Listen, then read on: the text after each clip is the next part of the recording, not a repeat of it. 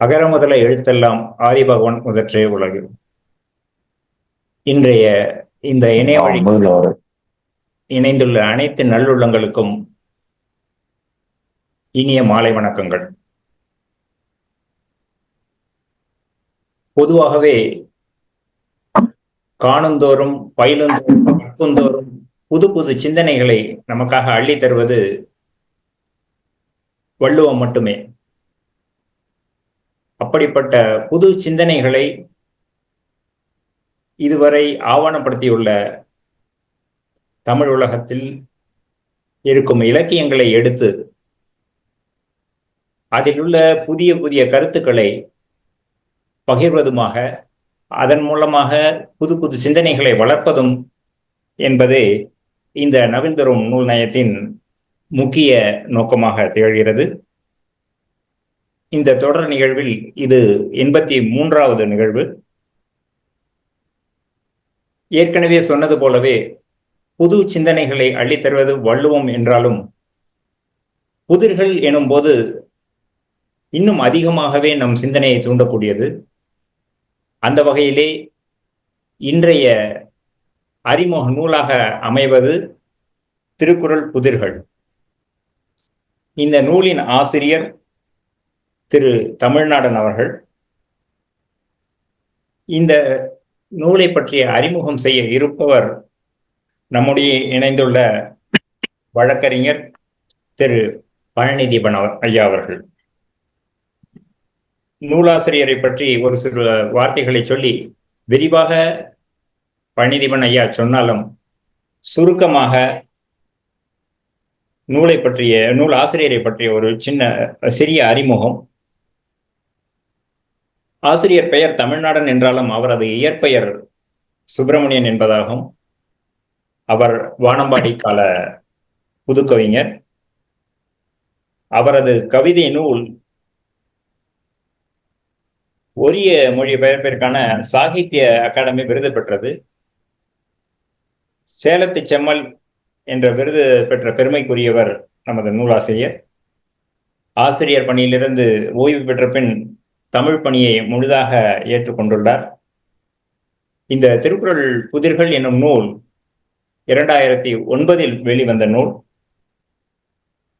இதற்கு சுந்தரமூர்த்தி ஐயா அவர்கள் முன்னுரை வழங்கும் போது திருக்குறள் ஆய்வுக்கு இது புது வரவு என்று குறிப்பிட்டுள்ளார்.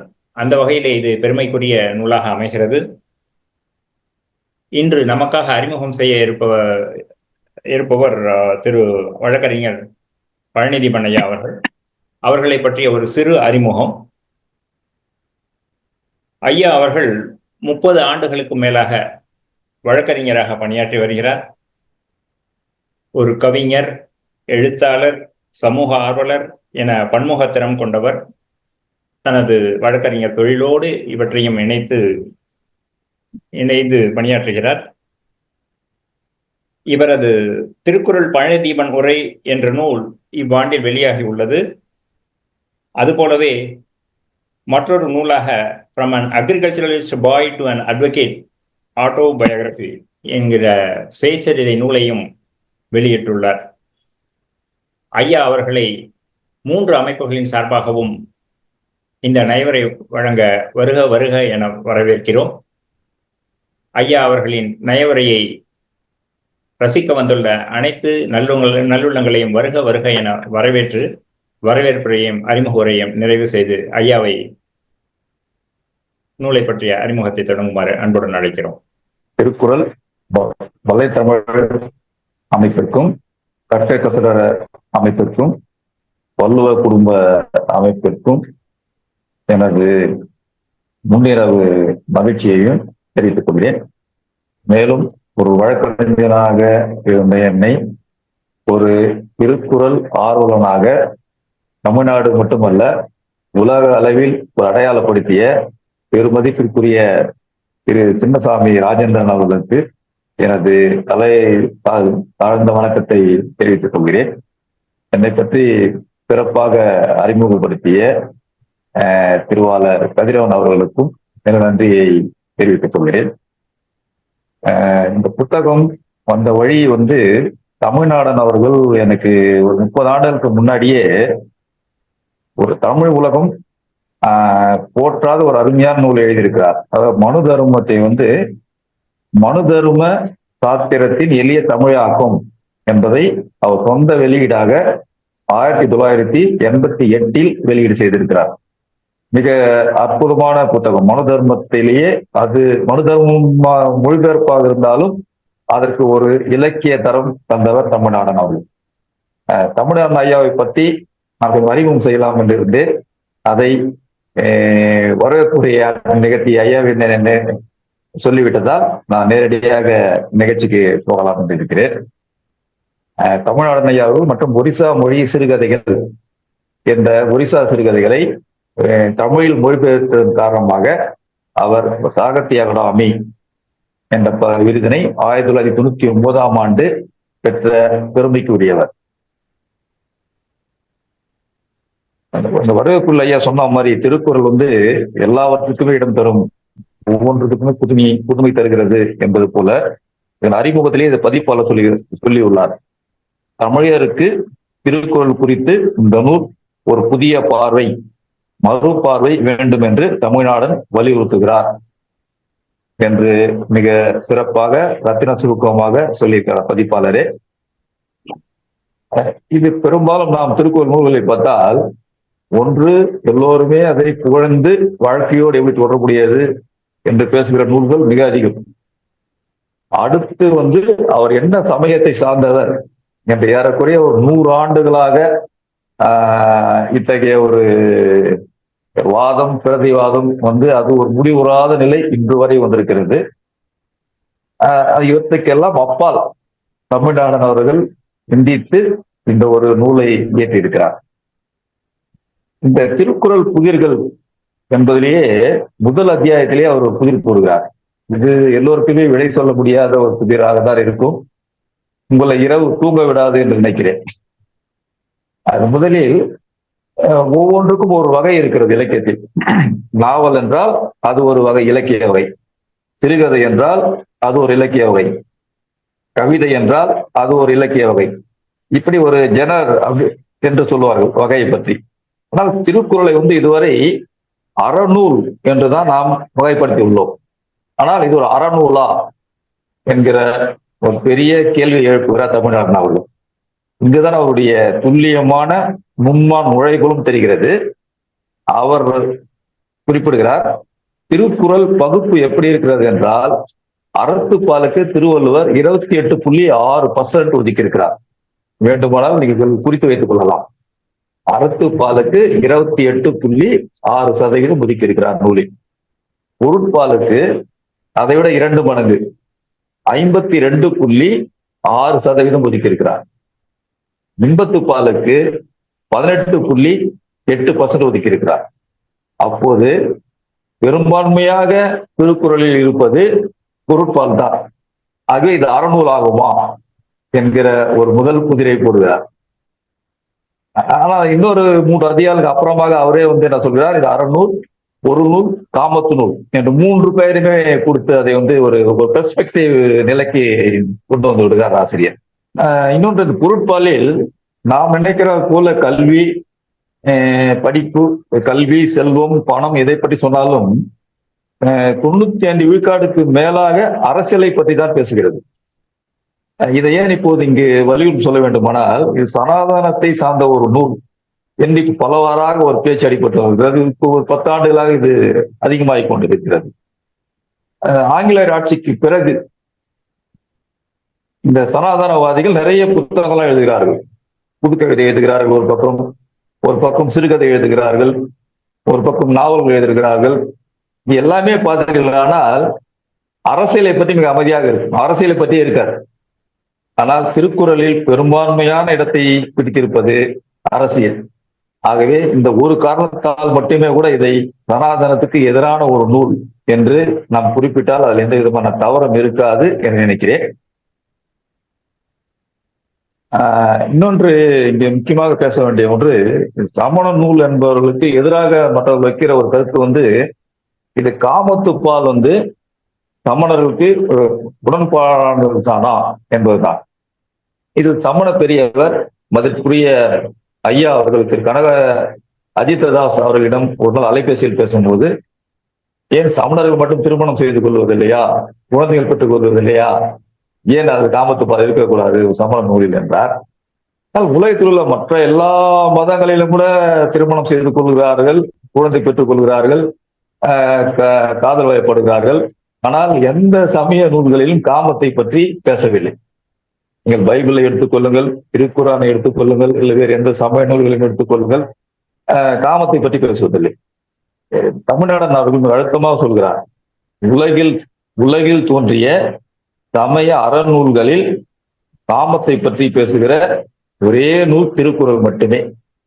இதை அடிக்குறிப்பு செய்து வைக்க வேண்டிய ஒரு முக்கியமான கருத்து.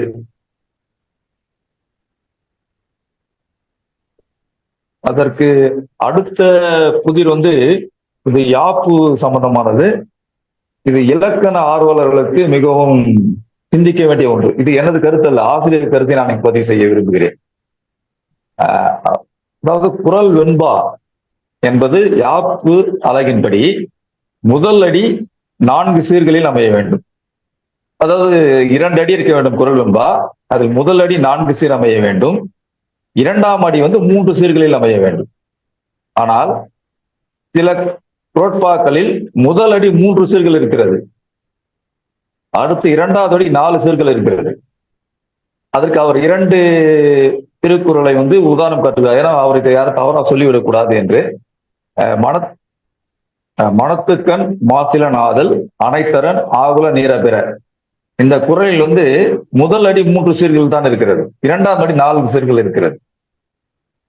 அடுத்து ஒரு உதாரணம் கொடுக்கிறார். மனத்தானா மாந்தர்க்கு உணர்ச்சி எனத்தானா இன்னான் எனப்படும் சொல்.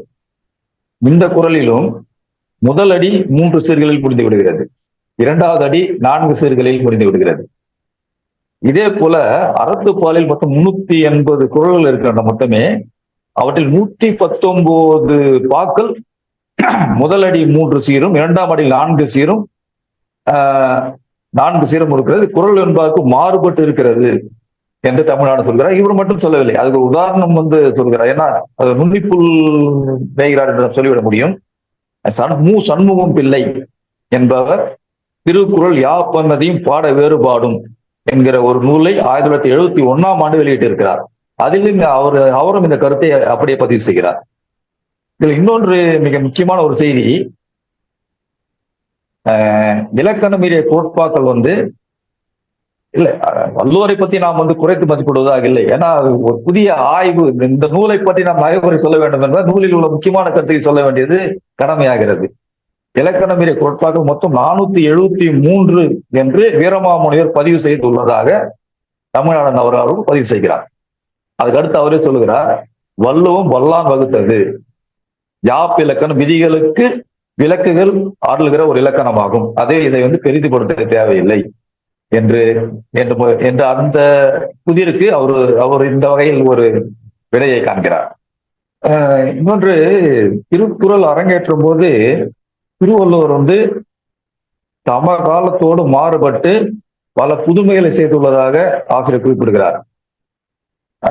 பெரும்பாலும் கடவுள் வழக்கில் கடவுளை பற்றி தான் நம்ம வாழ்த்து பாடுகிறார் அப்படி என்று எல்லோருமே நினைத்துக் கொண்டிருக்கிறோம். ஆனால் இவர் தமிழ்நாடன் அவர்கள் என்ன சொல்கிறார், கடவுள் வழக்கில் அவர் பிறவா பெருநிலை, அதாவது வீடு பற்றிய முதல் அதிகாரத்திலே சொல்லுகிறார் என்று சொல்கிறார். அதை ஒப்புக்கொள்ளத்தான் வேண்டும். ஏன்னா பிறவி பெருங்கடல் நீந்தார் இறைவனடி சேராதவர் அறாழி அந்தனன் தாழ் சேர்ந்தார் கல்லால் பிறவாழி நீந்தல் அரிது. பிறவாழி என்றால் பிறவி கடல் நீந்த முடியாது என்கிற ஒரு பொருளும் கொள்வதற்கு இடம் இருக்கிறது. ஆகவே வீடை பற்றி முதல் அதிகாரத்திலேயே பேசுகிறார் என்று தமிழ்நாடன் அவர்கள் பதிவு செய்கிறார்கள். இன்னொன்று, மற்ற ஆரிய தர்மம் என்று சொல்கிறோம் இல்லையா, வேதங்கள், வைதிக தர்மம், அது வாழ்க்கையை அது ஒரு 4 வகையாக பிரிக்கிறது. இது வர்ணாசிரமம் என்று, அதில் 1 பிரம்மச்சாரியம், 2 இல்லறம், 3 துறவரம் என்று ஒரு பிரிப்பது மட்டுமல்ல, அதை ஃபாலோ பண்றவர்களுக்கு அது ஒரு விதிகளாகவே வகுத்திருக்கிறது. ஆனால் குறளில் திருவள்ளுவர் துறவரத்தை முதலிலேயே பேசி விடுகிறார் என்கிறார் ஆசிரியர். அந்த அதிகாரம் முதலில் பேசுகிறதா இல்லறவியல் தான் நாம் நினைக்கிறோம். ஆனா பாயிரத்தில் உள்ள நீத்தார் பெருமையை யாரும் நாம் துறவரவியல் என்று வகைப்படுத்துவதில்லை. ஆனால் இவர் நீத்தார் பெருமை துறவரவியலின் பெருமையை பேசுகிற ஒரு அதிகாரம். எனவே நீத்தார் பெருமையை திருவள்ளுவர் பாயிரத்திலேயே முதலிலேயே வைத்துள்ளார் என்று தமிழ்நாடு ஐயா அவர்கள் குறிப்பிடுகிறார். இன்னொரு புதியர் முதல் 4 அதிகாரங்கள் பாயிரம் என்று திருவள்ளுவர் மாலையிலிருந்து அது ஒரு மரபாக நாம் சொல்லிக் கொண்டு வருகிறோம். தமிழ்நாடன் ஐயா அவர்கள் அவர் தமிழ் பேராசிரியர், தமிழ் ஆசிரியர், தமிழ் ஆழ்ந்து பெற்றவர். மற்ற பாயிரத்திற்கு என்று சொல்லப்பட்ட இலக்கணங்கள் எதுவும் இந்த 4 அதிகாரத்திலும் இல்லை. எனவே இதை நாம் பாயிரமாக எடுத்துக்கொள்ளக்கூடாது, திருக்குறளின் ஒரு பகுதியாகத்தான் அதை எடுத்துக்கொள்ள முடியும் என்று தமிழ்நாடு ஐயா அவர்கள் தனது கருத்தை இங்கு எடுத்து சொல்கிறார். முக்கியமாக இந்த நூலின் 4வது அதிகாரம் குறளில் அயல் விதைகள் என்று ஒரு தலைப்பிடுகிறார் அதிகாரத்துக்கு. இந்த அயல் விதைகள் என்றால் அவர் 2ஆக பிரிக்கிறார்.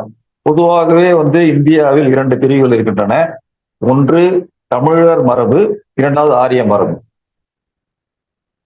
ஆக்கி பரந்தாமனார் கூட சமணம் பௌத்தத்தை கூட அவர் ஆரிய மரபில் தான் கொண்டு வருகிறார். அதை அவர் ஆரிய சமயம் என்றே சொல்கிறார் அவர்.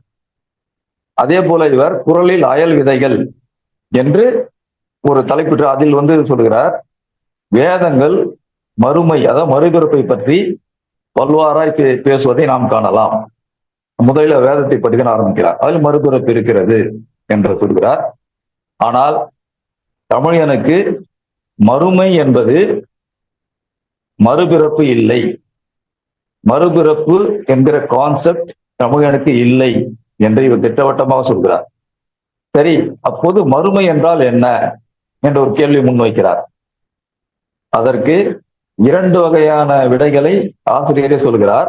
மறுமை என்றால், ஒன்று, ஒருவன் தான் இறந்த பிறகு புகழ் உடலோடு இந்த உலகத்தில் வாழ்வது, அதற்கு பெயர் மறுமை. 2வது ஒரு கருத்து, ஒரு 60 வயதுக்கு மேற்பட்டு தனது குடும்பத்தோடு சீரும் சிறப்புமாக, இன்னும் சொல்லப்போனால் வள்ளுவர் சொல்லுவது போல வாழ்வாங்கு வாழ்வது, அதாவது முதுமை பருவத்தில் வாழ்வாங்கு வாழ்வது மறுமை என்கிற ஒரு பொருளை தமிழ்நாடன் ஐயா அவர்கள் இங்க வைக்கிறார். இந்த மறுமை பற்றி 4 குறள்களில் சொல்லப்பட்டிருக்கின்றன. நான் கூட நிறைய குறள்கள் இருக்குமோ, நான் உரை எழுதினாலும் நிறைய குறள் இதை பற்றி சொல்லியிருப்பார் நினைக்கிறேன். 4 குறள்கள் மட்டும்தான் மறுமையை பற்றி இருக்கு, மறுமை என்கிற ஒரு சொற்றொடர் இருக்கிறது என்று சொல்கிறார். குறள் 94, 98, 459, 1042 இந்த 4 குறள்களில் மட்டுமே மறுமை பற்றி பேசுகிறார். அந்த மறுமை மறுபிறப்பை பற்றி அவர் பேசவில்லை. ஏனால் அது தமிழர் கான்செப்ட் இல்லை, தமிழருடைய கருத்தியல் இல்லை என்பது ஆசிரியனுடைய கருத்தாக இருக்கிறது. அதே போல மறுமை போல எழுமை என்கிற ஒரு கருத்தை பற்றியும் தமிழ்நாடு அவர்கள் எடுத்து வைக்கிறார். எழுமை என்பது பல பிறவி, அதாவது பரிமேலழகர் சொன்னது போல 7 பிறவிகள் என்றுதான் இதுவரை பல்வேறு உரை ஆசிரியர்கள் சொல்லிக் கொண்டு வந்துள்ளார்கள். இவர் அதை முதலாக மறுக்கிறார். மறுமை எழுமை என்பது தனக்கு அடுத்து வரும் 7 தலைமுறைகளை குறிக்கும். ஒருமைக்கன் தான் கற்ற கல்வி ஒருவருக்கு எழுமையும் ஏமாக்கூடத்து என்றால், ஒருவன் தான் சிறப்பாக கல்வி கற்றால் அவன் அடுத்த 7 தலைமுறைகளும் அந்த கல்வியின் பயனை பெறும். மரபணுக்கள் என்று சொல்கிறோம் அல்லவா, ஜீன்ஸ் வழியாக, அந்த வகையில் வள்ளுவர் சொல்லியுள்ளதாக தமிழ்நாடன் ஐயா அவர்கள் சொல்லியுள்ளார். அதுக்கடுத்து கடவுள் வாழ்த்து தனியாக ஒரு குறிப்பு சொல்கிறார். நம்மிடையே திருக்குறளில் வல்லுநர்கள், அதாவது திருக்குறள் அத்தாரிட்டி என்று சொல்லுகிறவர்கள் நிறைய பேர் இருக்கார்கள். எனது நண்பர்களும் ஒரு 6-7 பேர் இருக்கிறார்கள் திருக்குறளில் அத்தாரிட்டியாக இருப்பவர்கள்.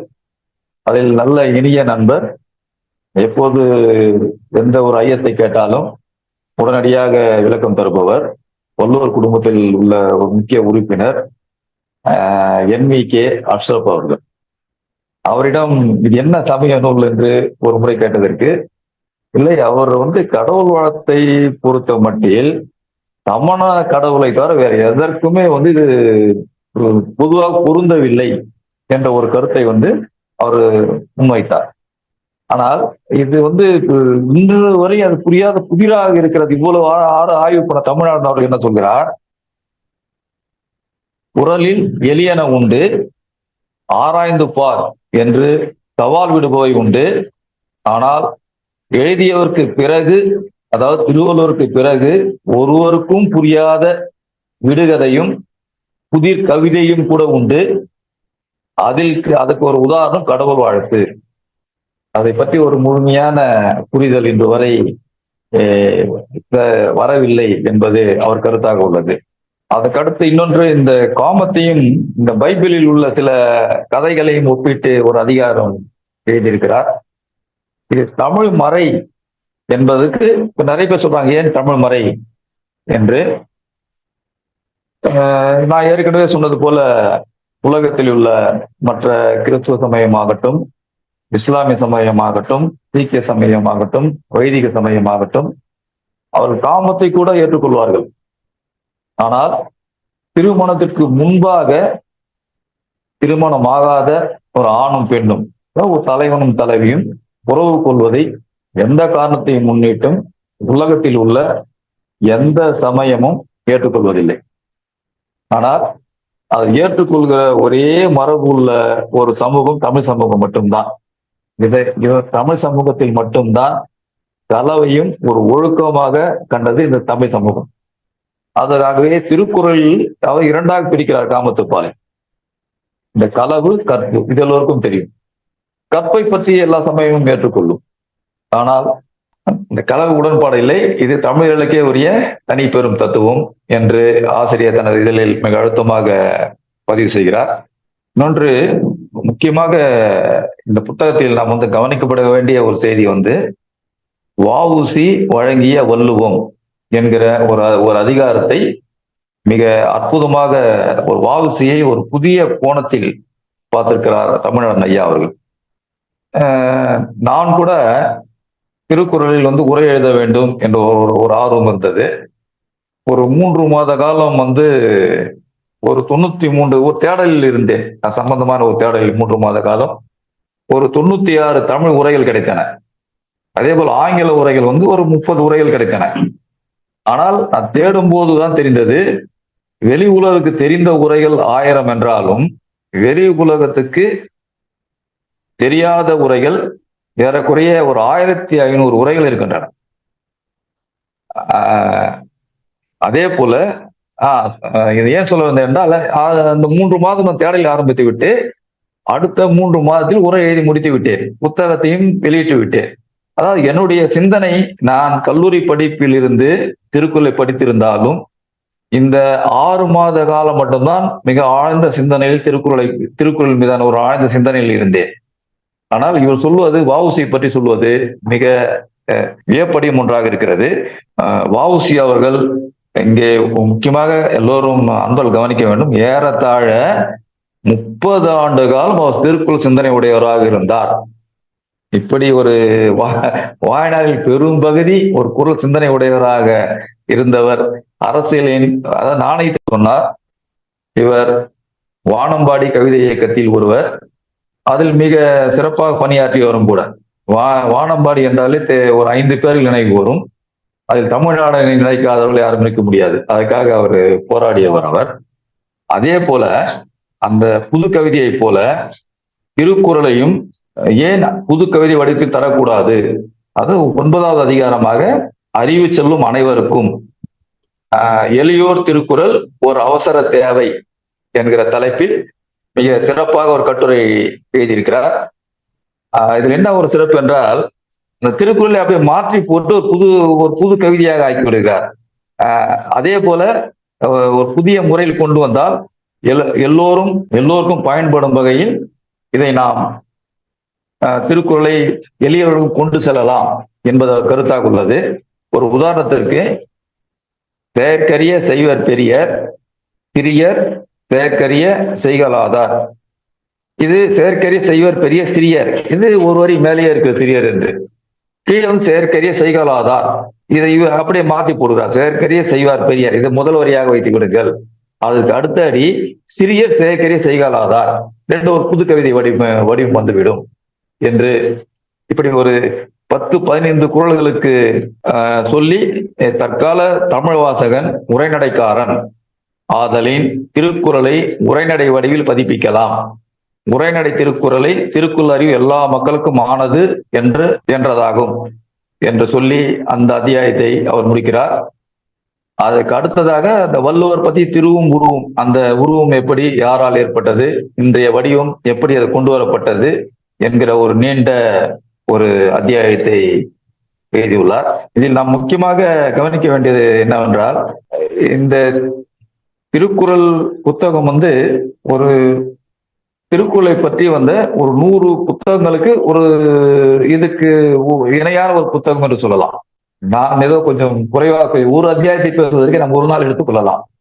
அந்த அளவுக்கு செறிவான செய்திகளை கொடுத்திருக்கிறார். இதில் என்ன என்றால், இதுல அடுத்த பதிப்பு வரவில்லை. அவர் நண்பர் இதை வந்து சேலத்தில் வெளியிட்டிருக்கிறார்.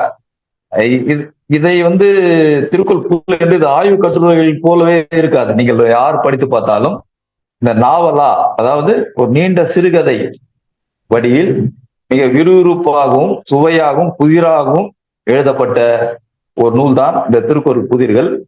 நான் இந்த வள்ளுவர் குடும்பத்திற்கு வைக்கிற ஒரு சின்ன வேண்டுகோள், இந்த திருக்குறள் புதிர்கள் புத்தகம் என்னிடம் இருக்கிறது. இதை நான் ஒன்னும் PDF செய்தொன்றால் அனுப்புகிறேன். நீங்கள் இது மறுபதிப்பு செய்து குறிப்பாக மக்களுக்கு இன்னும் சொல்ல போனா வள்ளுவர் குடும்பத்தினர் எல்லோரும் கையிலும் இது இருக்க வேண்டிய நூல் என்று எனது ஆசை.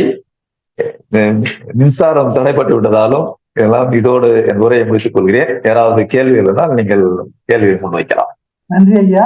மிகவும் உங்களுடைய உரையை மிகவும் சுருக்கமாக முடித்துக் கொண்டீர்கள். மின்சார தடையினால் இந்த உரை சுருக்கமாக முடிக்கப்பட்டது என்று நாங்கள் இருந்தோம். இன்னும் 3 பக்கம் இருக்கு, படிக்கிறதுக்கு முடியல.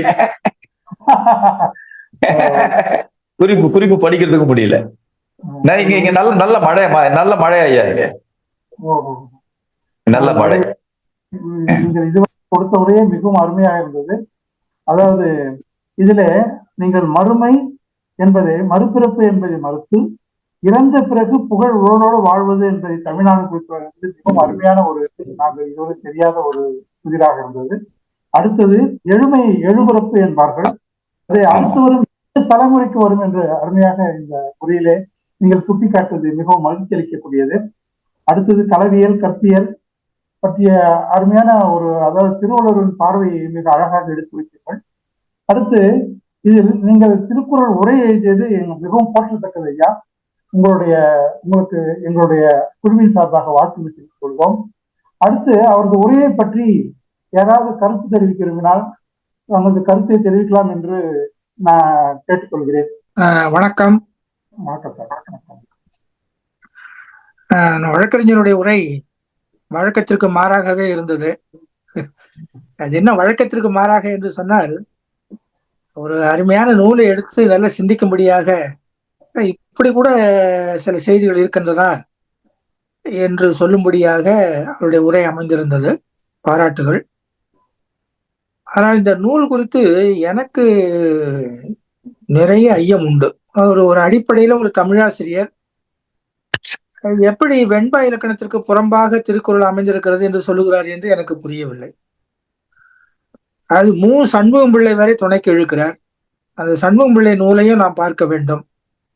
எனக்கு தெரிந்த அளவிலே மிகப்பெரிய அறிஞர்கள் எல்லாம் ஒத்துக்கொண்ட ஒரு செய்தி என்னவென்று சொன்னால், வெண்பா இலக்கணம் மாறாமல், சந்தி பிழை இல்லாமல், எழுத்து பிழைகள் இல்லாமல் அமைந்திருக்கக்கூடிய ஒரு அருமையான நூல் திருக்குறள் 2000 ஆண்டுகளுக்கு பின்னரும் நமக்கு சிந்தாமல் சிதறாமல் வந்து அமைந்திருக்கிறது என்று சொல்லி என்னுடைய பேராசிரியர்கள் எல்லாம் எனக்கு பாடம் நடத்தியிருக்கிறார்கள்.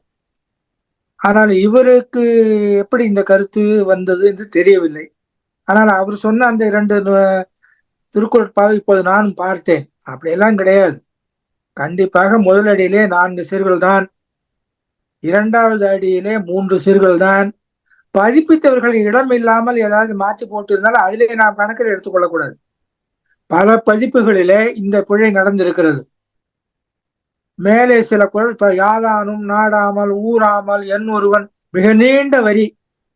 என்ன செய்வார்கள் பதிப்பாளர்கள்? அப்படியே மடக்கி கீழே போடுவார்கள், அடுத்த பதிப்பிலே மடக்கி போடுவார்கள். இப்படியே போய் கடைசியில பல குரட்பாக்கள் மேலே 3 சீர்கள் போலவும் கீழே 4 சீர்கள் போலவும் அமைந்திருக்கும். அதை பார்த்த மாத்திரத்திலே நாம் அது 3 சீர் 4 சீர் என்று சொல்லக்கூடாது. அது புணர்ச்சி விதியோடு பொருத்தி பார்த்து, அழகிட்டு பார்த்து, வெண்பா விதிகளை பொருத்தி பார்த்து இது அமைந்திருக்கிறதா என்று பார்க்க வேண்டும். பல இடங்களிலே எடுத்தோம் கவிழ்த்தோம் என்று பலர் வெண்பா விதிகளுக்கு கூட பொருந்தாத வெண்பாக்கள் இருக்கின்றன என்று சொல்வார்கள். அவர்களுக்கு இலக்கணம் தெரிவதில்லை என்றுதான் நான் அவ்வப்போது பார்ப்பதுண்டு. எனவே நிச்சயமாக நாம் பார்த்தால் வெண்பா இலக்கணம் பிறழாமல் திருவள்ளுவர் எழுதியிருக்கிறார் என்றுதான் சொல்ல வேண்டுமே தவிர, தமிழ்நாடன் சொல்லிவிட்டார் என்பதனாலே நாம் அதை ஏற்றுக்கொள்ள முடியாது. நமக்கு மாற்று கருத்து சொல்வதற்கும் உரிமை உண்டு, மறுத்து சொல்வதற்கும் உரிமை உண்டு. ஒரு கருதுகோளை சொல்பவருக்கும் PhD பட்டம் கொடுப்பார்கள், அதை மறுத்து ஆய்வு கட்டுரை எழுதுபவர்களுக்கும் PhD பட்டம் கொடுப்பார்கள். அந்த வகையிலே நாம் எல்லோரும் சொல்வதெல்லாம் ஏற்றுக்கொள்ள வேண்டிய அவசியம் கிடையாது.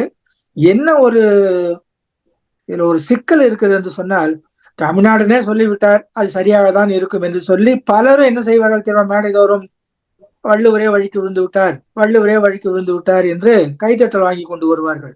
அதுதான் வருத்தமாக இருக்கிறது, வேறொன்றும் இல்லை. நல்ல சிறப்பான உரை. நன்றி, வாழ்க. நன்றி. நன்றி ஐயா, உங்களுடைய உரைக்கு மிகவும் நன்றி. அடுத்து வேறு யாரையாவது பேச விடையிருந்தால் தனது கருத்துக்களை தெரிவிக்கலாம். ஐயா சக்கரபாணி ஐயா, நீங்கள் ஏதாவது தெரிவிக்க விரும்புகிறீர்களா? இல்லைங்க ஐயா, தமிழ்நாடன் ஐயாவுக்கு வாழ்த்துக்களும் பாராட்டுகளும். நன்றி நன்றி நன்றி ஐயா. வணக்கம்.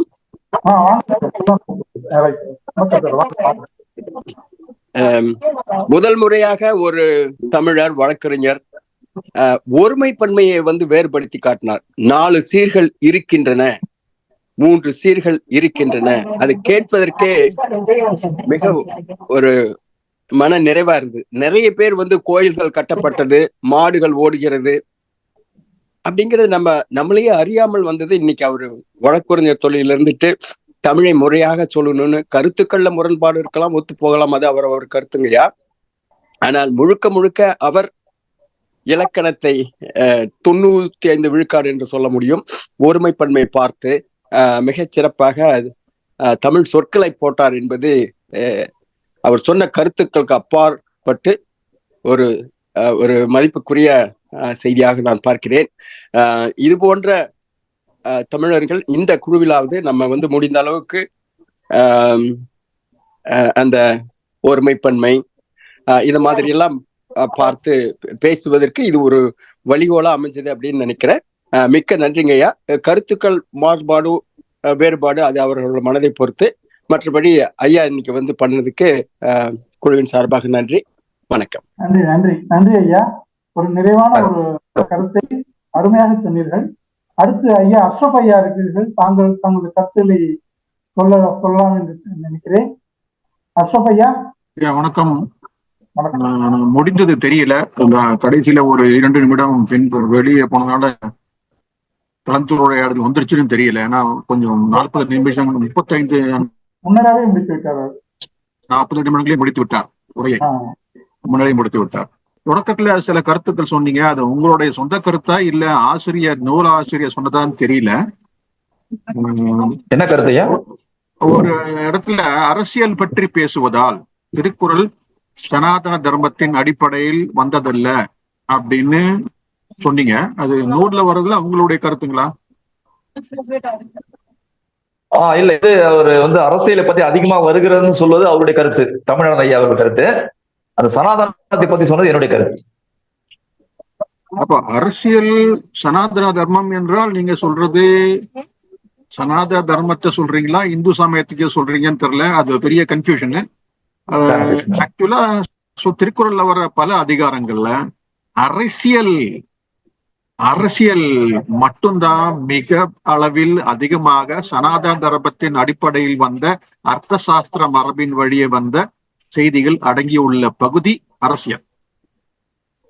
நீங்க அதை வர்றதுனால சனாதன தர்மத்துக்கும் திருக்குறளுக்கும் தொடர்பு இல்லைன்னு சொன்னது எனக்கு அது அர்த்தமா தெரியல. அவ்வளவுதான், வேற ஒண்ணும் சொல்லல. மத்த திருக்குறளை 5 பாகங்களா பிரிக்கலாங்க. அறம், அறவியல், காமத்தியல் அப்படின்னு. இதுல ஒண்ணு அரசியல். கிட்டத்தட்ட 23 அதிகாரங்கள் என்னை பொறுத்த வரைக்கும் அரசியல் பற்றி பேசுற அதிகாரங்கள். அதுல தான் அதிகமான செய்திகள் வடம் நூல் சாஸ்திர மரபு, அர்த்த சாஸ்திர மரபு வழி வந்த கருத்துக்கள் மிகுதியாக காணப்படும் பகுதி அது ஒண்ணு. அது ஒரு கருத்து சொல்லிடுறேன் நானு. அதனால அரசியல் அதிகாரத்தை சொல்ல முடியாது. காமத்துப்பால முற்றிலும் தர்ம சாஸ்திரத்துக்கும் சம்பந்தமே இல்லை. நம்ம அகத்திணை மரபு வழி வந்த கருத்து ஒண்ணு. இன்னொன்னு சொன்னீங்க, இதுவும் உங்களுடைய கருத்தான்னு தெரியல, மற்ற நூல்கள் காமத்துப்பாலை பற்றி பேசுவதில்லை, சமய நூல்களை பற்றி மட்டும் சொன்னீங்களா? எப்படி மற்ற சமய நூல்கள் சொன்னீங்களா காமத்துப்பாலை பற்றி பேசுவதில்லை? மற்ற சமய அறநூல்கள் சார் ஐயாவே சொல்லியிருக்காரு. மற்ற அறநூல்களும் காமத்தை பற்றி பேசவில்லைன்னு சொல்லியிருக்காரு. அதுக்கு அங்கதான் திருக்குறான், பைபிள்லாம் சொன்னீங்க, ஞாபகம் இருக்கு. ஆனா பைபிள்ல சாங் ஆஃப் சாலமன் 2 அதிகார நூல்கள் இருக்கின்றன. அதுல காமத்தை பத்தி பேசுது ஒண்ணு. இன்னொரு விஷயம், திருக்குறள் சமையல் நூல் இல்லையே, அதுல கம்பேர் பண்ண முடியாத.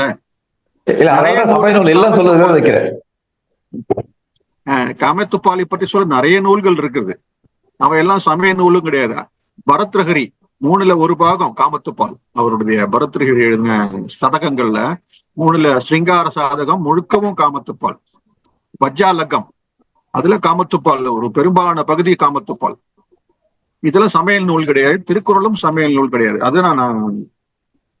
அது ஒண்ணு. இன்னொன்னு, மறுமை என்ற சமய நம்பிக்கை ஐயா சொல்லியிருக்காருன்னு சொன்னீங்க.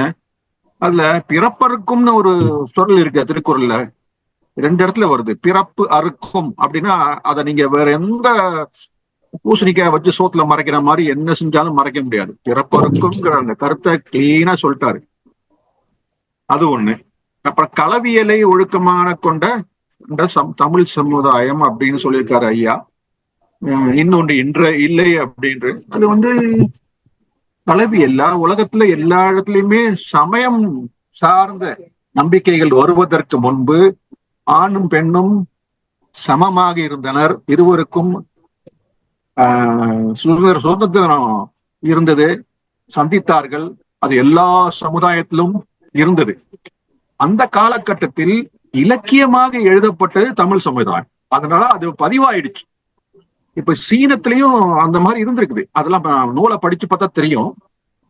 அதனால அது ஒண்ணு மட்டும் தமிழ் சமுதாயத்திலும் கிடையாது. நீங்க சமீபத்துல நான் காளிதாசரின் அது அபிஞான சகுந்தலம் படிச்சேன். அதுல ஒரு இடத்துல வருது, நம்ம ஔவையார் ஒரு இடத்துல அந்த உடன்போக்கு ஓடி போனதுக்கு அப்புறம் அவன் தன்னை காதலித்தவனோடு சென்றிருக்கிறான், அது அறமே, ஒரு அறம் என்று ஒரு ஸ்கூட்டர் வருது.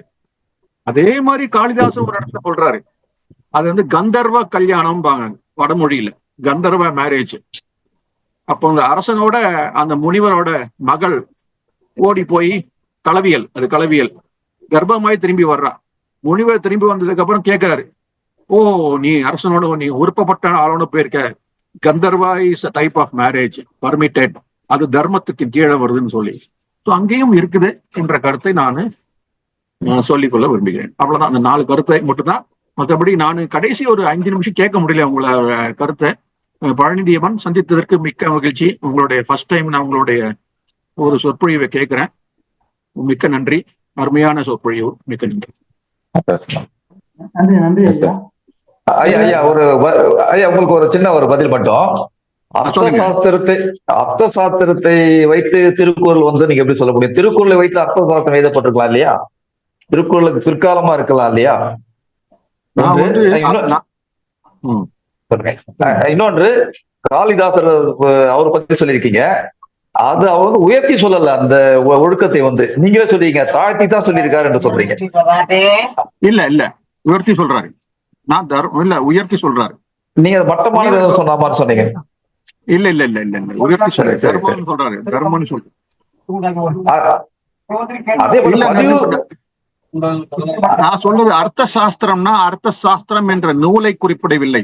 அர்த்த சாஸ்திர மரபு, தர்ம சாஸ்திர மரபு, காம சாஸ்திர மரபு, அந்த மாதிரி அர்த்த சாஸ்திரக்குன்னு ஒரு மரபு இருக்கு. அதுல நமக்கு தெரிஞ்ச ஒரே ஒரு நூல், எல்லாருக்கும் தெரிஞ்சது அர்த்த சாஸ்திரம் தான். காமண்டாக்கியர் இருக்காரு, நிறைய சாஸ்திர நூல்கள் இருக்குது. அப்போ அந்த மரபுங்கிறத நான் சொல்றது. அப்புறம் இதுக்கு முன்னாடி திருக்குறள் வந்திருக்க கூடாதுங்கிறது நிறைய பேர் கேட்கிற கேள்வி. இதெல்லாம் கேட்கறதுலாம் தமிழ்நாட்டுக்காரங்க தான். இல்ல, தமிழ்நாட்டுக்காரன்னு சொல்ல முடியாது, வரலாறு அர்த்த சாஸ்திரத்தை நிறைய தமிழ் ஆசிரியர்கள் சொல்லியிருக்காங்க. அர்த்த சாஸ்திரம் முன்னாடி வந்தது. அர்த்த சாஸ்திர மரபு தமிழ்ல கிடையாது. அதாவது அரசியல் மரபு. அந்த இறைமாட்சியில வர்ற முதல் பாடல் பாத்தீங்களா, 6 அரசன் மந்திரி, அந்த 6 விஷயங்கள் வருங்க, அந்த அரண், இதெல்லாம் வந்து அர்த்த சாஸ்திர மரபு வழி வந்த கருத்துக்கள். அதுக்கு ஒவ்வொரு அதிகாரமா வள்ளுவர் வச்சிட்டாரு. அந்த மரபு தமிழ்ல கிடையாது. Thirukkural, it comes in Thirukkural and ends in Thirukkural. Thirukkural வந்து அரசியல் மரபு வந்து புறநானூற்றிலே வந்து 60 விழுக்காடுக்கு மேல புறநானூற்றில் இருக்கிறது, சங்க இலக்கியத்தில் இருக்கிறது, புறநானூற்றுல இருக்கிறது, கலித்தொகையில் இருக்கிறது, வேறு பல அக பாடல்கள்லயே இருக்கிறது, அவையார் பாடல்கள் இருக்கிறது. அப்ப நீங்க அந்த மரபே தமிழ் இல்லைன்றீங்களா? அரசியல் மரபை வைத்துதான்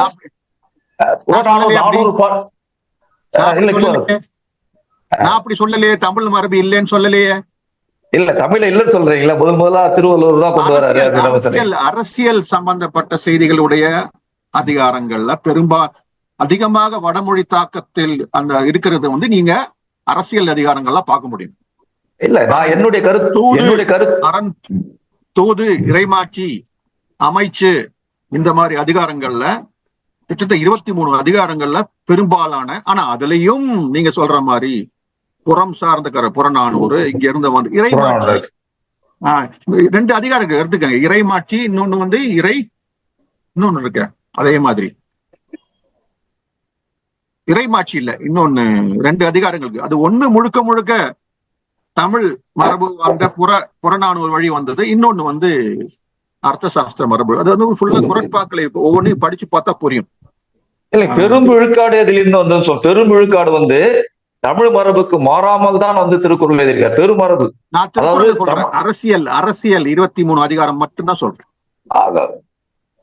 அரசியல் தான் முழுக்க முழுக்க காமத்துப்பால் முழுக்க முழுக்க அகத்திணை, அதுக்கும் ஸ்ருங்கார சாதகம், ஸ்ருங்கார மரபு வழி வந்து அதுக்கும் கணக்குமே கிடையாது, காமசாஸ்திரத்தையும் கிடையாது. அது எல்லாரும் சொல்லியிருக்காங்க, 100க்கு 100 உண்மை, எக்ஸப்ட் நம்ம ராமசாமியா நாகசாமி, பாக்கி யாரும் காமத்துப்பால் சொல்ல. அறத்துப்பால் எடுத்தீங்கன்னா 2லயுமே இருக்குது, பல கருத்துக்கள் இருக்கு. சமய சிரமணம், நான் சமணம்னு சொல்ல மாட்டேன், சிரமணம், அது பௌத்தமும் உட்படும். அந்த சமய கருத்துக்கள் ஓரளவுக்கு காணப்படுவது அறத்துப்பால்ல. பொருட்பால்ல அரசியல் கண்ணோட்டம், இது முழுக்க முழுக்க தமிழ் மரபு வந்த ஒரு கருத்து கண்ணோட்டம். ஒரு அதிகாரத்தை சொல்லணும்னா அந்த மாதிரி ஒவ்வொன்னா பிரிக்க முடியும். பல அதிகாரங்கள்ல எல்லாம் மிக்சடு, அப்புறம் கம்ப்ளீட்லி தமிழ், அந்த மாதிரி பிரிக்க முடியும். அந்த அர்த்த சாஸ்திரத்தை மரபை படிச்சு பார்த்து இணையான கூற்றுக்களை போட்டு பாருங்க, உங்களுக்கு புரியும். அர்த்த சாஸ்திரம், காமண்டாக்கியரோட நீதிசாரம், இது 2யும் படிச்சாவே போதும். என்னுடைய கருத்து வைக்கிறேன் இங்க. அதாவது வந்து எல்லாமே அங்கிருந்து வந்ததுங்கிறது நீங்க பொய்யில் புலவர் நினைச்சேன், எல்லாமே அங்கிருந்து வந்த நானு. இல்ல இல்ல இல்ல, அதாவது you are not a scholar, you should not talk like this. இல்ல இல்ல, ஒரு நிமிஷம். You cannot say that I said everything came from there. இல்ல இல்ல, ஒரு நிமிஷம். You have to correct that. இல்ல, அரசியல்ல வந்து 25 அதிகாரம், அந்த அரண்கிற அதிகாரம் நீங்க அடிக்கடி சொல்லுவீங்க, சாணக்கியர் இருக்குதுன்னு சொல்லுவீங்க. நீங்க சாணக்கியரே இங்க இருந்து போனவர் அப்படின்னு சொல்லிட்டு ஒரு மரபு, ஒரு வழி உண்டு. அப்படியேதான் சொல்லிட்டு நீங்க சந்தோஷப்பட்டுக்கலாம். தமிழ்நாட்டுக்காரரு வடமொழியில எழுதினாரு, வடமொழியில எழுதினாரு. ஒரு நிமிஷம் இல்ல, அவரு ஐயா ஒரு நிமிஷம். தமிழ்நாட்டுக்காரரு okay, south Indian Java Sumatra வரைக்கும் போய் படையெடுத்து போய் எல்லாம் வந்து ஆட்சி பண்ணிருக்காங்க. கடல் கொண்டதுன்னு சொல்லி பாண்டியன் நம்ம இதை சொல்றாங்க. இந்த 3 சேர சோழ பாட்டிகள் தொல்குடிகள்னு சொல்றாரு பரிமேழகர். ஒரு இடத்துல கூட அவருடைய உரையில அர்த்த சாஸ்திரத்தை சிலப்பதிகாரத்தை சொல்றாரு. படையை பத்தி பேசும்போது சிலப்பதிகாரம் வந்து எப்படி ரெக்கார்ட் பண்ணுது அப்படிங்கறத சொல்றாரு. பாடல் பத்தி சொல்லும் போது சிலப்பதிகாரம் எப்படி ரெக்கார்ட் பண்ணுதுன்னு சொல்றாரு. பரிமேழகர் வந்து நான் சொல்லக்கூடிய குற்றச்சாட்டு அவர் வந்து வைதிக மரபு எழுதிவிட்டாரு, வடமொழியை ஒட்டி எழுதிவிட்டாருன்னு சொல்லுவாங்க.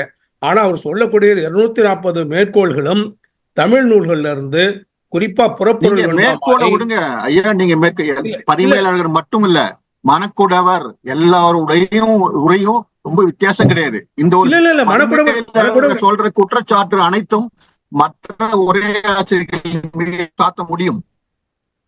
இல்ல மணக்குடவர் வந்து மேற்கோள் அதிகமா காமிக்கவே இல்ல. ஒரு 20-25 சொல்றாங்க. நான் உங்ககிட்ட பல தடவை சொல்லிருக்கேன் நானு. இல்ல மணக்குடவர் நான் படிச்சிருக்கேன். 200 ஒரு 20 மேற்கோள் இருக்கும். மணக்குடவர் அவர் வந்து வடமொழி சார்பு இல்லைன்னு சொல்லல அவர். இல்ல ஒரு 20 மேற்கோள் தான் இருக்கும். ஆனா வந்து தன்னுடைய கருத்தை நிலைநிறுத்துவதற்காக பரிமேழகர் எடுத்துக்கொண்ட நூல்கள் எல்லாமே அந்த புறநானூறு, புறப்பொருள் வெண்பா மாலை, சிலப்பதிகாரம், நாலடியார் இதைதான் எடுக்காரே ஒழிய ஒரு இடத்துல கூட அவருடைய காலத்துல அர்த்த சாஸ்திரம் இல்லையா? ஏன் அதை பத்தி அவர் எழுதவே கிடையாது. ஒரு இடத்துல கூட அவருடைய மேற்கோளை காமிக்கவே கிடையாது. இதுதான் நான் இந்த கருத்தை வந்து இங்க முன்வைக்கிறேன். ஒண்ணு. ரெண்டாவது வந்து இந்த இம்மை மறுமையை வந்து பேசும்போது வள்ளுவருக்கு வந்து மறுபிறப்புல 100க்கு 100 நம்பிக்கை இருந்தது. ஏன்னா அது காமத்துப்பால்ல கூட இம்மை பிறப்பில் பிரியலம் என்றேனா கண்ணிறை நீர் கொண்டாடல் சொல்லி ஒரு குரல் வரும். அப்புறம் வந்துட்டு பிறப்பறுத்தல் பத்தி அஷ்ரப் சொன்ன மாதிரி அது பிறப்பறுத்தல் கண்டிப்பா வந்து அவரு இம்மை மறுமை வந்து அவரு நாளைக்குன்னு கிடையாது, அது ரிட்டையர்மெண்ட் லைஃபுக்குன்னு கிடையாது. கிராமத்தில் இருக்கிறவங்களுக்குலாம் என்ன ரிட்டையர்மெண்ட் லைஃப்? எல்லாமே அவங்க வாழ்க்கை அப்படியே நீரோட்டம் போல முதல்ல இருந்து உழவனா ஆரம்பிச்சு கடைசி வரைக்கும் உழவனா தான் இருக்காங்க. அதனால வந்து இந்த 60க்கு மேற்பட்ட வாழ்க்கைங்கிறதுல இப்போ இன்னைக்கு கண்கொண்டு நம்ம பார்க்குறோம். ஆனால் வள்ளுவரை பொறுத்த வரைக்கும் அந்த மாதிரி ஒரு எண்ணம் கிடையாது. அவர் பிறப்பு பிறவி பெருங்கடல் எல்லாமே சொல்றாரு. அதனால இது நூலாசிரியர் கருத்து. அவர் இனியன் சொன்ன மாதிரி அவருடைய கருத்துக்கு அவருக்கு உரிமை இருக்கு. பட் அது கருத்து சரியா இல்லையாங்கிறத நாம சொல்லலாம். அதில் மற்றபடி வந்து இந்த நூல் வந்து ஒரு புதிய பார்வையை முன்வைக்க வருது. அதில் ஏற்புடைய கருத்துக்களை நம்ம எடுத்துக்கலாம், மற்ற கருத்துக்களை வந்து நம்ம விவாதிக்கலாம். அவ்வளோதான். அதான் நான் சொல்ல வரேன். நான் நன்றி. நன்றி ஐயா. நன்றி ஐயா. ஜான் பக்திஸ் ஐயா இருந்தாரு, அவங்களுடைய எதுவும் கருத்து சொல்ல விரும்புகிறீங்களா? சிஆர் ஐயா, நீங்கள் வந்து உங்கள் நிறைவுரையை இல்ல கிட்டத்தட்ட நிறைய ஆயிடுச்சு. அதாவது என்னன்னா, இந்த பண்பாடு ஆகட்டும் மொழி ஆகட்டும் எல்லாமே இருவழி பாதை. ஒரு காலகட்டத்தில் வந்து என்னுடைய புரிதலில் வந்து இந்த படித்தவர்களுடைய மொழி, நான் எப்பயுமே உதாரணமாக சொல்றது, பாலகிருஷ்ணன் வந்து தன்னுடைய சிந்துவெளி பற்றிய நூல் வந்து முதல்ல ஆங்கிலத்தில் எழுதினார். அது ஆங்கிலத்தில் எழுதினாலேயே அவர் ஆங்கிலேயர் கிடையாது, அவர் ஒரு தமிழர். முதல்ல ஆங்கிலத்தில் கொண்டு வர்றாரு, அவருடைய நூலை கொண்டு வர்றாரு. அது மாதிரி ஒரு காலகட்டத்தில் இந்த புலவர்கள் மத்தியில் வழங்கின மொழியா வந்து சமஸ்கிருதம் இருந்திருக்க வாய்ப்பு இருக்குது. அதனால வந்து ஒரு காலகட்டத்தில் அதில் எழுதினா பலருக்கும் போய் சேரும் அப்படிங்கிறதால வந்து பல நூல்கள் வந்து அது வந்து சமஸ்கிருதத்தில் எழுந்திருக்கலாம். ஏன்னா நான் வந்து ஆய்வாளர் கிடையாது, அடிப்படையில் நான் ஒத்துக்கிறேன். நான் அஷ்ரப் மாதிரி ஒரு பரந்துபட்ட ஆய்வாளர் கிடையாது, ஆய்வாளரே கிடையாது. எனக்கு திருக்குறள் மட்டும்தான் தெரியும், ஓரளவுக்கு தமிழ் இலக்கியம் தெரியும். அதை நான் வந்து இங்கே நான் முன்வைக்க விரும்புகிறேன் நான். ஆனால் மொழி ஆகட்டும் பண்பாடாகட்டும் இருவழி பாதை. இங்கிருந்தும் பல கருத்துக்கள் அங்கே போயிருக்கலாம், இங்கிருந்து சில நல்ல விஷயங்கள் அங்கே போயிருக்கலாம், அங்கிருந்து இங்கே விஷயங்கள் இங்கே வந்திருக்கலாம். எதுவுமே வாட்டர் டைட் கம்பார்ட்மெண்ட் கிடையாது. அதை வந்து நான் வந்து தெளிவுபடுத்த விரும்புகிறேன் நான். அது அதனால வந்து அரசியலில் வந்து பார்த்தீங்கன்னா கண்ணோட்டம் அவர் சொன்னார், அவர் ஒரு ஆய்வாளர் நோக்கில் சொல்றாரு. ஆனால் ஒரு ஆட்சி பண்ணும்போது படை இல்லாமல் ஆட்சி பண்ண முடியுமா? குடிமக்கள் இல்லாமல் ஆட்சி பண்ண முடியுமா? அதுதான் வந்து இந்த 6 அங்கங்கள் அவங்க சொன்னாதான் 6 அங்கங்களா? சொல்லாம இங்க 6 அங்கங்கள் இல்லையா? இங்க அது வந்து இருக்குது, இந்த மரபுல இருக்குது, இருந்திருக்குது. பாண்டியன் ஆட்சி பண்ணிருக்காங்க, சேர சோழர்கள் பாண்டியர்கள் ஆட்சி பண்ணிருக்காங்க, பல காலம் ஆட்சி பண்ணிருக்காங்க. அங்கெல்லாம் வடக்க என்ன இருந்ததுன்னு தெரியாதப்ப இவங்க தென்பகுதியை முழுக்க ஆட்சி பண்ணிருக்காங்க. சொல்லப்போனா விந்திய மலைக்கு இந்த பக்கம், ஏன்னா இந்த சனாதன தர்ம நூல்னு சொல்லக்கூடிய அந்த காசி சர்வகலாசாலை அப்ப கல்லூரியா இருந்தது. அந்த அவங்க போட்ட நூல்லையே சொல்றாங்க சனாதன தர்மம்னு சொல்லிட்டு, இது வடபகுதியில் வழங்கப்பட்ட வழக்குகள், தென்பகுதிக்கு இதுக்கு சம்மந்தம் இல்லைன்னு எடுத்த உடனே சொல்லிடுறாங்க.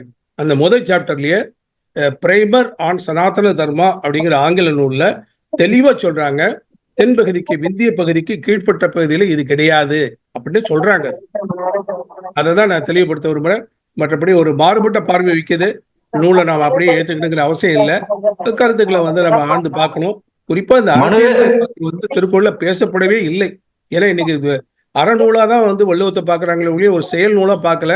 இந்த அரசியல்வாதிகள் மக்கள் வந்து விழிப்புணர்வோடு இருந்தாங்கன்னா இந்த அரசியல் பகுதியை, அதாவது குறிப்பா பொருள்பால் பகுதியை விழிப்புணர்வோடு இருந்து அவங்க படிச்சாங்கன்னா பல மாற்றங்களை சமுதாயத்தில் கொண்டு வர முடியும். அதுதான் என்னுடைய கருத்தை வைக்கிறேங்க. நான் நன்றிங்க. வேறு யாரும் கருத்துரை சொல்ல இல்லையெனில் நம்ம நன்றி உரைக்கு போய்விடலாம். இல்லைங்க, அது நான் ஒண்ணு சில மட்டும் சொல்லிடுறேன். சிஆர் ஐயா அவர்கள் வந்து ரொம்ப அட்டாச்மெண்டோட இருக்காரு திருக்குறள்ல அப்படின்னு அஷ்ரப் ஐயா சொன்னாரு. ஆனா அவரை விட வந்து அஷ்ரப் ஐயா வந்து ரொம்ப அட்டாச்மெண்டோட சான்ஸ்கிரிட்ல இருக்காரு. அவரு எப்ப பார்த்தா காளிதாஸ் அது பெருமைப்படுத்துறாரு, அர்த்த சாஸ்திரத்தை பெருமைப்படுத்துறாரு. இது எல்லாமே வந்து கிமு 7ஆம் நூற்றாண்டுக்கு முன்புல இருந்தே பதிவு செய்யப்பட்ட ஆவணங்கள் தமிழ்ல இருக்கு. ஒண்ணு இங்க இருந்துதான் அங்க போயிருக்கணுமே தவிர சான்ஸ்கிரிட் என்பதுக்கு ஒரு எழுத்து மொழி கூட கிடையாது, அது ஒரு எழுத்து வடிவம் கூட கிடையாது, அது பேச்சு மொழியாவும் இருந்தது இல்லை. அது அவரு சொல்ற அசப் ஐயா சொல்ற அதே வாதத்தை அவருக்கும் அப்படியே வைக்கலாம். ரொம்ப அவரு அட்டாச்மெண்டோட இருக்காரு, அந்த சைடு அட்டாச்மெண்டோட இருக்காரு. அவர் முதல்ல புறநானூறு முழுமையா படிச்சுட்டு அப்ப திருக்குறளை பத்தி அவர் பேச வரணும்னு என்னுடைய தாழ்மையான வேண்டுகோள். ஐயா வணக்கம். சொல்லுங்க ஐயா, சொல்லுங்க ஐயா. என்னுடைய பெயர் திருஞான சம்பந்தங்க ஐயா. சொல்லுங்க ஐயா, உங்க கருத்து சொல்லுங்க. இந்த குழுவில் நான் இன்னைக்கு வந்து இணைஞ்சேன். ரொம்ப அருமையான அற்புதமான இதுங்க ஐயா. நான் வந்து தமிழ் பல்கலைக்கழகத்துல தொல்காப்பியர் இருக்கையில தகைசால் பேராசிரியர் இருக்கேன். ரொம்ப அற்புதமானதுங்க. கோவிந்தராஜ் ஐயா சொன்னது, அஸ்ரப் ஐயா சொன்னது மிக அருமையான கருத்துக்கள். இந்த நம்மள்ட்ட வந்து ஒரு குழு இருந்திருக்குங்கய்யா முன்னோடி, அதாவது தமிழ் சமஸ்கிருதம் இல்லாத அந்த மொழியை பார்க்காமல் ஒரு பொதுவான கருத்துக்களை உருவாக்குகின்ற முன்னோர்கள் இருந்திருக்கிறாங்க. அதனால கருத்துக்களை வந்து பாத்தீங்கன்னா இங்க இருந்து அங்க போயிடுச்சு, அங்கிருந்து இங்க போயிடுச்சுலாம் சொல்ல முடியாது. ஐயா அவர்கள் சொன்னது மாதிரி உலகத்துல எல்லாம் பாத்தீங்கன்னா ஒரு 3000 ஆண்டுகளுக்கு முன் இயற்கையான வாழ்வுதான் வாழ்ந்தார்கள். ஆனால் அதை பதிவு செய்து பாடலுக்கு உட்படுத்தினதுலாம் நம்ம பொருளதிகாரம் மிக அருமையான போக்கு. அதனால காதல் இல்லையா கற்பு இல்லையான்னு சொல்ல முடியாது. ஏன்னா இல்லாதிலிருந்து ஒரு இலக்கணத்தை உருவாக்கவே முடியாது. என்னைக்குமே ஒரு வெற்றிடத்திலிருந்து ஒன்றை உருவாக்க முடியாதுங்க, நமக்கு தெரிஞ்சதுதான். இன்னும் கூட சொன்னா அயல்நாட்டு தத்துவ ஞானி செக்கோனோவுடைய கருத்துக்கள்ல வந்து பல திருக்குறள் கருத்துக்கள் அப்படியே எடுத்தாளப்பட்டிருக்கிறது. அவருடைய காலம் கிமு கிட்டத்தட்ட ஒரு 30-40 என்று சொல்லுகிறார்கள். அந்த தத்துவ ஞானிகள்கிட்ட வந்து நம்முடைய கருத்துக்கள் ஆழ பதிந்திருக்கின்றன. அப்படியே முழு குறட்கருத்துக்கள் இருக்குங்கிறாங்க. கோவிந்தராஜ் ஐயா, அஸ்ரப் ஐயா எல்லாம் சொன்னது மாதிரி இந்த திருக்குறள்ல 4 சீர்கள் தாங்கய்யா, 3 சீர்கள் உள்ள திருக்குறள் எதுவும் கிடையாது. அப்படி இருந்தால் அவர்களுக்கு சரியான ஒரு பிரிப்பு தெரியவில்லை. அது அவங்க யாரு, சண்முகம் பிள்ளை ஐயா இருந்தாலும் சரிதான், அல்லது வேறொருவராக இருந்தாலும் சரிதான், திருக்குறளில் மேல 4 சீர் கீழே 3 சீருங்கிறதுக்கு மாறுபாடு கிடையாது. ஏன்னா நான் நல்ல ஒரு ஆராய்ச்சியாளர், யாப்பு ஆராய்ச்சி நான் நிறைய செஞ்சிருக்கேன். நான் ஒரு நூல் எல்லோரும் எழுதலாம் வாருங்கள்னு சொல்லி வெண்பா, ஆசிரியப்பா, விருத்தப்பா 3 எழுதுறதுக்கு ஒரு 192 பக்கத்துல ஒரு நூல் எழுதியிருக்கிறேன். அதுல எந்த இடத்திலும் யாப்பு பிசரில் இல்லாமல் ஒரு இடத்தில் கூட ஐயா கோவிந்தராஜ் ஐயா சொன்னதெல்லாம் வரவேற்கிறேன். எந்த இடத்திலும் கிடையாது. ஒரே ஒரு இடத்தில் நெருடல் வருகிறது பிரிக்கின்ற இடத்துல. அதை இங்க சொல்லி நான் நேரத்தை வீணடிக்க விரும்பல. அருமையான குழு உரையாடலுங்க ஐயா. ஐயா அருமையா உண்மையிலேயே இந்த நம்ம வழக்கறிஞர் ஐயா ரொம்ப அருமையா படிச்சாங்க. இன்னொரு 3 பக்கம் இன்னும் தேனினும் இனிய சொற்களை செய்திகளை சொல்லியிருப்பார்கள். அதற்கு வாய்ப்பு இல்லாமல் போய்விட்டது என்பது ஒரு பெரிய குறை. அருமையான குழு விவாதம். குறைந்த செய்தி அவர்கள் கூட நீங்கள் விரிவாக பேசுவதை போல ஒரு அருமையான இது கிடையாதுங்க ஐயா. ஒரு மணி நேரமும் ஒருவர் படித்து அப்படியே விட்டு போவதை விட ஒரு 3/4 மணி நேரம், அரை மணி நேரம் படித்து விட்டு 3/4 மணி நேரம் விவாதம் செய்வதை போல ஒரு சிறப்பு கிடையாது. ஏன்னா இன்னைக்கு வந்து முனைவர் பட்டத்தில் கூட இந்த மாதிரியான ஒரு அருமையான வாதங்களை முன்வைப்பது, நடுநிலையோடு ஆராய்வது, இதெல்லாம் தமிழ் மரபுல வந்துங்கய்யா. நல்லா தெரிஞ்சுக்குங்க, இம்மை மறுமை உண்டுங்கய்யா. இந்த ஒரு பிறப்புல கட்டுறது 7 பிறப்புக்கெல்லாம் வராதியா. வாத்தியார் பையன் மக்கு, வைத்தியர் பையன் சீக்குன்னு ஒரு பழமொழி இருக்கு, ஒரு மிக அருமையானது. ஆனா ஒரு பிறவியில கட்டுதான் 7 தலைமுறைக்கு எப்படி ஒரு ஜீன்ஸ் எல்லாம் சொல்றாங்க, அப்படிலாம் கிடையவே கிடையாது. என் கண்கூடாக என்னுடைய முன்னோர்கள் 4 தலைமுறை படிச்சதே கிடையாது. ஆனா நான் படிச்சிருக்கிறேன், என் பிள்ளை படிக்கிறான். அவனுக்கு எதிர்காலம் எப்படி இருக்குன்னு சொல்ல முடியாது. அதுல ஒருமைக்கண் தான் கற்ற கல்வி ஒருவருக்கு எழுமையும் ஏமா புடைத்து என்பது 7 பிறவிகளே இருக்குது. அதுவும் நம்முடைய கோட்பாடுகள்ல, தொன்மரபு கோட்பாடுகள்ல ரொம்ப அருமையானது. இம்மை மாறி மறுமையாகினும் நீயாகியன் கணவன் யானாகியன் நெஞ்சு நேர்பவளே. ரொம்ப அருமையான பாடல்லையா. கோப்பெரு சோழனுடைய பாடல்ல பாத்தீங்கன்னா ரொம்ப அருமையானது. அவனை மாதிரி பிறப்பை பற்றி மிக சிறப்பாக பேசுவர் யாரும் கிடையாது. இமயத்து கோடுயர்ந்த மாறி பிறப்பினும் அப்படிங்கிறலாம் ரொம்ப அருமையா சொல்றாரு. அதை விட சைவ சித்தாந்த கோட்பாட்டுக்கே நம்ம தான் கொடுத்துருக்கோம். ஒரு பாம்பானது தன்னுடைய தோலை உரிப்பது போல ஒரு பிறவியிலிருந்து மறுபிறவிக்கு போறாங்கிற கோட்பாடு புறநானூற்றில் பதிவு செய்யப்பட்டிருக்கிறது. அது ரொம்ப அருமையானதுங்க. இந்த மாதிரியான விவாதங்கள் எனக்கு தெரிந்து அண்மையில் நடக்கவில்லையா? உங்களுடைய குழு தொடர்ந்து நானும் பின்பற்ற முடிந்த அளவுக்கு பின்பற்றுகிறேன். ஏனென்றால் நான் தொடர்ந்து அயல் நாடுகளுக்கெல்லாம் பாடம் நடத்தி கொண்டிருக்கிறேன். அதான் ஒரு பெரிய டொரண்டோ அதெல்லாம் பார்த்தீங்கன்னா வாரத்தில் 4 நாட்கள் மாலையில பாடம் நடத்துறேங்க. அதனால உங்களோட வந்து பகிர்ந்து கொள்ள முடியவில்லை, என்னுடைய கருத்தை இன்னும் ஆழமாக பதிவு செய்ய முடியவில்லை என்பது எனக்கு ஒரு பெரிய மனக்குறை. இருந்தாலும் கூட நான் உங்களுக்காக சொல்லவில்லை. அற்புதமான உரையாடல். அரை மணி நேரம் 3/4 மணி நேரம் கருத்து சொன்னா போதுங்கய்யா. கிட்டத்தட்ட 3/4 மணி நேரம் விவாதம் செய்தோம்னா எல்லோருடைய கருத்து இந்த கல்விங்க என்பதே இப்ப நம்ம திருவள்ளுவரையும் அர்த்த சாஸ்திரையும் குறிச்சுக்கிட்டு தொங்குறோம்னா அதுக்கு நம்ம தான் காரணம். எப்படி அழகா பாருங்க, பல கருத்துக்களை சொல்லக்கூடியவர்கள் ஒரே இடத்தில் குழுமி இருந்தார்கள். நீங்க பார்க்கலாம், முத்தும் பவளமும் போல சான்றோர்கள் எல்லாம் ஒரே இடத்தில் கூடியிருந்த செய்தி மிக அருமையாக நம்ம புறநானூறு இது பதிவிட்டு இருக்கிறது. அதனால எல்லா அறிஞர்களும் கூடி மொழி பார்க்காமல் நல்ல கருத்துக்களை சிந்தித்து அவரவர்கள் மொழியில் வெளியிட்டார்கள். ஒன்றை பார்த்து மற்றொன்று செய்யவில்லை என்பதை நாம் நன்றாக தெரிந்து கொள்ள வேண்டும். எனவே மிகச் சிறப்பானது. இந்த போஜராஜன் கூட இந்த காமத்தை பற்றி வேறு விதமாக சொன்னான், ஆனால் திருவள்ளுவர் மாறி சொல்லியிருக்கிறார் என்று சொல்லி பரிமேழகர் ஒரு மிக நீண்ட உரையை சொல்லுகின்றார். எனவே உங்களுடைய கற்றாரை காமுரு என்பது போல உங்களுடைய குழு உண்மையிலேயே எனக்கு ஒரு பெரிய விருப்பத்தை தருகிறது அங்கய்யா. ஒரு நல்ல மாணவன் ஆய்வு கட்டுரை எழுத நல்ல ஆய்வாளர்கள் வினா தொடுப்பது போல அமைந்திருக்கிறது. வாழ்க வளர்க. நீங்கள் எல்லாம் நீண்ட காலம் வாழ வேண்டும் ஐயா. உங்களுடைய தமிழ் பணியானது இந்த நில உலகத்தில் செழித்து இருக்க வேண்டும். நன்றி, மகிழ்ச்சி, வணக்கம். நன்றி நன்றி ஐயா. மிக அருமையான விளக்கங்களை தந்தீர்கள். நீங்கள் தவறாமல் கலந்து கொண்டால் இருக்கலாம், மிகவும் பெருமையாக இருக்கும். நன்றி ஐயா. நீங்கள் ஒவ்வொரு வாரமும் தவறாமல் கலந்து கொள்ள வேண்டும். ஐயா ஜான் பக்திஸ் ஐயா, உங்களோட கருத்து. ஐயா வணக்கம். வணக்கம் வணக்கம் வணக்கம். அறிஞர் பெருமக்களுக்கு வணக்கம். நான் திருக்குறளில் அந்த அளவுக்கு புலமை பெற்றவன் இல்லை. எனவே கருத்து பெரிய கருத்தாக ஒன்றும் என்னிடம் தனிப்பட்ட கருத்து இல்லை. ஆனால் வழக்கறிஞர் அருமையாக ஒரு புத்தகத்திலிருந்து அவருடைய அதிலிருந்து ஒரு குறிப்பை, ஒரு மாறுபட்ட கருத்தை சொன்னார். அது மிகவும் ஆய்வுக்குரிய ஒரு கருத்தாக நமக்கு அமைந்தது. அது அந்த வகையில நான் பாராட்டுகின்றேன். இந்த அறநூல் என்று ஏன் சொல்லுகிறார்கள் என்ற ஒரு கருத்தையும் குறிப்பிட்டார்.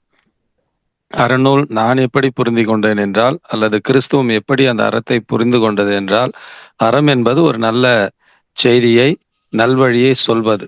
அதுபோல திருக்குறள் ஒவ்வொரு குறளும் நல்ல வழியை சொல்லுகின்ற காரணத்தினால்தான் அது அறநூல் என்று சொல்லுகின்றோம் என்று பொதுவாக கிறிஸ்துவத்தில் நாங்கள் அதை புரிந்து கொள்கின்றோம்.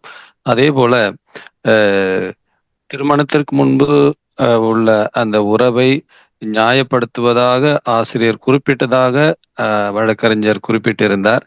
அதற்குண்டான அந்த குறள்களையும் சொல்லியிருந்தால் இன்னும் கூட அதை புரிந்து கொள்ள வசதியாக இருக்குமோ என்று நான் கருதுகின்றேன். அது மின் தடை ஏற்பட்ட காரணத்தினால் அவர் சொல்லாமல் போயிருக்கலாம். கண்டிப்பாக அதற்குரிய குறிப்புகள் அவரிடம் இருந்திருக்கும். ஒரு வழக்கறிஞராக தன்னுடைய ஒரே நிமிஷம் அந்த கலவையில பத்தி காமத்து பால்ல முதல் 5 அதிகாரங்கள் இதை பத்தி தான் சொல்றாரு. முதல் 5 அதிகாரங்கள் படிக்கலாம். திருக்குறள் காமத்து பாலில் முதல் 5 அதிகாரங்கள் கலவையில் பத்தி தான் பேசுறாரு. ஆமா, நல்லது ஐயா. இது போல பல குறிப்புகள் கண்டிப்பாக அவரிடம் இருக்கும். அது மின்தடை ஏற்பட்ட காரணத்தினால் அவர் சொல்ல முடியவில்லை என்று நினைக்கின்றேன். இப்படி ஒரு நல்ல ஒரு ஆய்வுக்குரிய ஆய்வை தூண்டக்கூடிய ஒரு கருத்தினை அவள் சொன்னது நம் எல்லோருக்கும் தெளிவை அடைய செய்தது. அதற்காக நன்றி, மனமாற பாராட்டுகின்றேன். நன்றி நன்றி ஐயா. நன்றி நன்றி. நிறைவா ஒரு தகவல் மட்டும், குழந்தைவேல் ராமசாமி ஐயா நம்மளோட இணைஞ்சிருக்காங்க. இந்த நன்னறி கல்வியை பத்தி பள்ளி கல்வித்துறை 2 நாளுக்கு முன்னால ஒரு சுற்றறிக்கை எல்லாத்துக்கும் அனுப்பிச்சிருக்காங்க. அந்த சுற்றறிக்கை வருவதற்கு ஒரு காரணமாக இருந்தவர் குழந்தைவேல் ராமசாமி ஐயா. அதுல துணைத் தலைவர் வாஷிங்டன் வட்டார தமிழ்ச்சங்கம் மின்னஞ்சல்னு போட்டு அவருடைய கடிதத்தை அதில் குறிப்பிட்டிருக்காங்க. அது தொடர் முயற்சியின் காரணமாக இன்னைக்கு பள்ளி கல்வித்துறை திருக்குறளை எப்படி வந்து பள்ளிகளில் வந்து ஒரு என்ன சொல்றது, ஒரு ஸ்ட்ரக்சர்டு மேனர் எப்படி கொண்டு போகணும், முற்றோதலுக்கு எப்படி முக்கியத்துவம் கொடுக்கணும் அப்படிங்கிறத வலியுறுத்தி இயக்குனர் கண்ணப்பன் வந்து ஒரு சொற்றை காமிச்சிருக்காரு. நான் பல இடத்துல பயந்திருக்கேன். அதுக்கு வந்து மூல காரணமாக இருந்தவர் தொடர் முயற்சி ஐயா குழந்தைவேல் ராமசாமி. அவரை வந்து உண்மையிலேயே நம்மளால வாழ்த்த கடமைப்பட்டிருக்கோம், வணங்கி வாழ்த்த கடமைப்பட்டிருக்கோம். ஐயா, கையெழுத்து போட்டிருக்கீங்கிற உண்மையும் சொல்லிருங்க ஐயா. முயற்சி உங்களது, நாங்களாம் கூட ஓடணும், அவ்வளவுதான். முயற்சி உங்களது. இல்ல இல்ல, நல்லதுங்க ஐயா, நீங்க மிக்க நன்றி. இதுக்கு வந்து தமிழ்ல ஒண்ணு சொல்லுவாங்க, ஒரு இமயமலையை தோண்டி ஒரு சுண்டலை பிடிச்சிருக்காங்க ஐயா. அதனால பரவாயில்ல, அந்த சுண்டலை காப்பாற்ற முடிஞ்சது என்ற நம்பிக்கை. ஐயா, நினைவு கூர்ந்ததுக்கு மிக்க நன்றி. அடுத்த வாரத்திலிருந்தாவது அந்த அரசாணையை கடைபிடித்து 15 அதிகாரங்கள் வகுப்புக்கு என்று ஒரு நூல், அது மட்டும் இல்லைங்க, ஒரு 1000 நூல்கள் வந்து 6வது வகுப்புக்குன்னு சொல்லிட்டு கரூர் செங்குட்டுடையாவும் அனுப்பி வைக்கிறாரு அடுத்த வாரத்துல. ஒரு பள்ளிக்கு 2 நூல்கள், 10 பள்ளிகளுக்கு 20 நூல்கள், 38 மாவட்டங்கள்ல 760 நூல்கள் நான் திங்கட்கிழமைக்கு மேல அனுப்பி வைக்கிறதுக்காக முயற்சிகள்லாம் இருக்குங்கய்யா. எவ்வளவுதான் இருந்தாலும் நீங்க சொன்ன மாதிரி நம்ம எத்தனையோ கருத்துக்கள் ஒட்டி வெட்டி பேசினாலும் கூட இளைய தலைமுறை வந்து அடிப்படை வாழ்வியல் கருத்துக்களை திருக்குறள் வந்து கற்றுக்கொள்ள வேண்டும் என்ற நோக்கில தான் இந்த முயற்சி. அதுல ராஜேந்திரன் ஐயா மாதிரி தமிழ் நண்பர்கள், ஆளுமைகள் வந்து ஒரு 20 பேர் கையெழுத்து போட்டுதான் அந்த கடிதத்தை கொடுத்தது. அதனால அதை நினைவு கூர்ந்ததுக்கு மிக்க நன்றி. நம்ம தொடர் முயற்சி, இளவர்களுக்கு திருக்குறளை எடுத்து சென்று அதன் வழியில் அவர்களை வாழ வைப்பதற்காக என்ன முயற்சி நம்மளால் முடியுமோ அதை பண்ணலாம் அப்படிங்க. நன்றிங்க ஐயா, வணக்கம். நன்றி நன்றி நன்றி நன்றி ஐயா, நன்றி ஐயா. நன்றி உரிக்கு போயிடலாம் ஐயா. சிஆர் ஐயா, வேற யாரும் ஏதாவது கருத்து சொல்ல இருந்தீங்களா? கோவிந்தராஜ் ஐயா கை வைத்திருக்கார்கள். ஐயா, உங்கள் கருத்துல நீங்க சொல்லலாம். இல்ல, நான் குழந்தைவேல் ராமசாமி ஐயாவுடைய கருத்துக்கு பாராட்டு தெரிவிச்சு கையை உயர்த்தினேன். இருந்தாலும் இங்க ஒரு கருத்து சொல்றேன். அவங்க நம்முடைய ஃபாதர் வந்து ஒரு கருத்தை சொல்லிட்டு போனார் போகும்போது, ஏதாவது இந்த களவியல்ல அவர் சொன்ன மாதிரி முன்னால இருக்கக்கூடிய இந்த ப்ரீ மாரிட்டல் செக்ஸை பத்தி ஏதாவது குறள் இருக்குதா அப்படிங்கிறத சொல்லியிருக்காங்களான்னு கேட்டாங்க. எனக்கு தெரிஞ்ச வரைக்கும் ஒரு குறள் கூட அப்படி கிடையாது. சங்க இலக்கியத்துல ஒரு வழி, அதாவது ரொம்ப ரேரா அந்த ப்ரீ மாரிட்டல் செக்ஸை பற்றி சில குறிப்புகள் இருக்குதே தவிர அது விதிவிலக்கு. நம்முடைய தமிழ் மரபுல ரொம்ப ஒழுங்கா இருக்குது, அறம் சார்ந்தது. திருமணத்திற்கு பின்னால் தான் அந்த உணர்தல் என்பது. இப்ப காலம் மாறிட்டு இருக்காங்க. திருப்பும் இந்த திருக்குறளை கொண்டு போய் நம்ம சேர்க்கணுங்கிறது நோக்கமே என்னன்னா, அந்த களவுலயும் ஒரு ஒழுங்கு இருந்தது. களவு ஒழுக்கம், கற்பு ஒழுக்கம்.